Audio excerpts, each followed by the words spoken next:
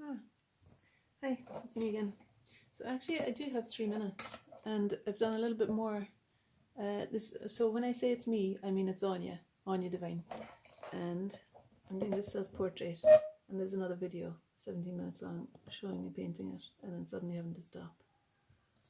And I wanted to kind of show you a little bit more because I did a wee bit more to the features and things and just continued having a bit of fun.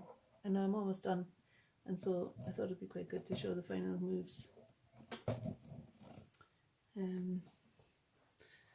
Yeah. Okay, so here I am. Right. There's a certain value in re-establishing the darks down the face, like in the sockets of the eyes, under the nose, upper lip, shadow beneath the lower lip, and the shadow down here at the bottom of the face, which I don't really want to be red. Jesus, sorry. I don't really want it to be red, that shadow, and I don't know why I started putting red. Anyway, there we are. A little bit of darker colour down there.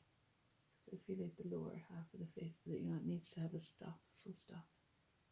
And the shadow that's under the chin there.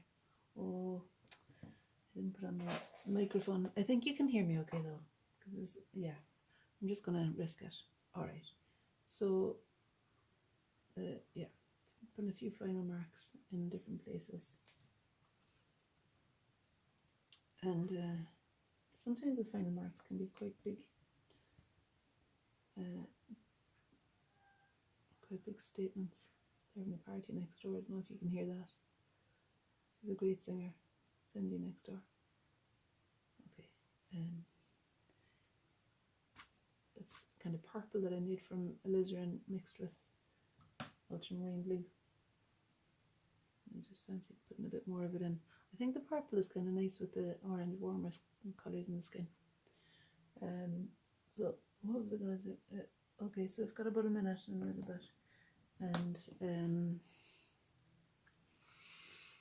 what do I do? I could do something in the eye. Let me bring you a bit closer. Does this work to make it closer? No, it doesn't. So what do I do in the eye? I've done that eye. I think I'm going to describe this eye. Okay, so look at myself there. Finding the 2 directions of the eyebrows. And that's a helpful way of describing the 2 sides of the face, the 2 planes of the face. And just something to indicate the position of the iris on this side. I don't want to do huge detail, but just something to describe the upper lid, or even just with my eyes kind of half closed. It's kind of tricky when you're painting them to identify the general areas of dark there. And I put in the pupil early on. I'm going to soften it. There's something kind of appealing about it being half finished, I think, and stopping before I do too much. Okay, so the final move for me there is, because the lips dried later, I want to darken the upper lip. So I have to close my mouth.